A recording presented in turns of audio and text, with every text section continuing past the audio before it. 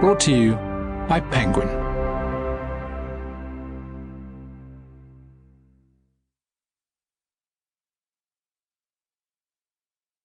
Inge's War.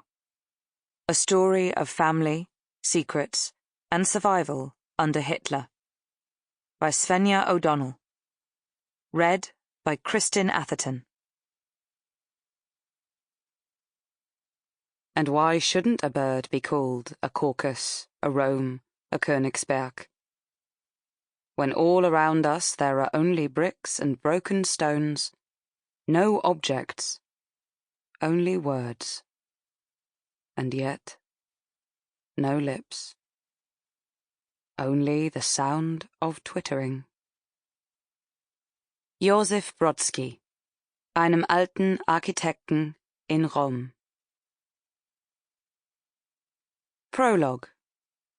Königsberg, June 1932. Albert Wiegand folded his newspaper in half, obscuring the front page headline. 7 injured in Königsberg street fights.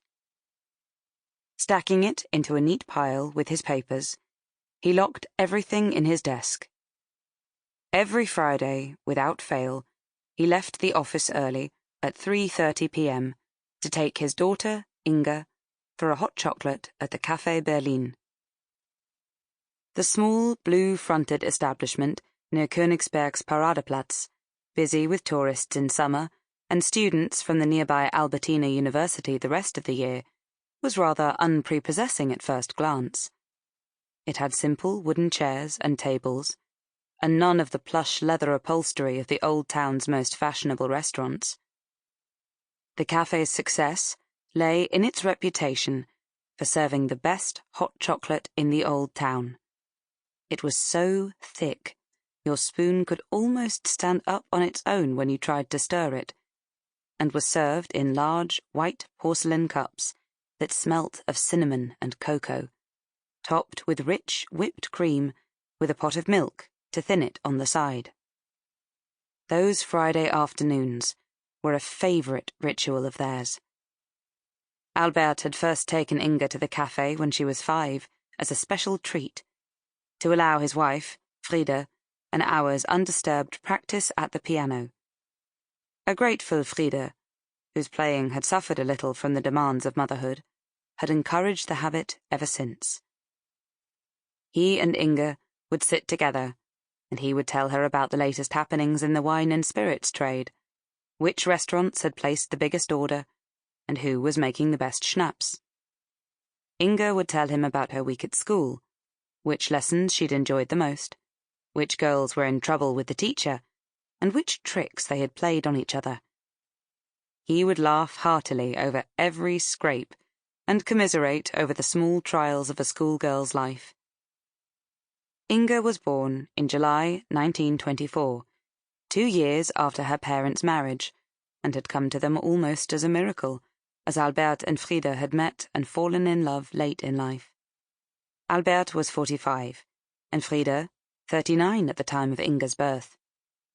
She was now 8 years old, a pretty, blue-eyed girl with thick, dark curls, a quick smile, and a vivacious manner.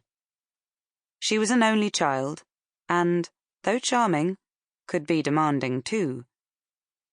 Her parents, and sometimes even the other inhabitants of their block of flats, indulged her more than they ought. Albert took off his jacket as he made his way to the Altstadt where they lived, in Königsberg's very centre, to collect his daughter. It was a warm afternoon, presaging the intense heat that often descended on the city at the height of summer. A farmer's son from Grünwalde, some 150 kilometres east of Königsberg. As a young man, Albert had turned his back on a life spent working the land, with its harsh winters and isolation, to make his name as a merchant. He loved the city with the zeal of a convert. It held the refinement, the bustle, and the success he had been denied in childhood, which he relished. With his attractive, cultured, musical wife and his little daughter, he had achieved everything. Sample complete. Ready to continue?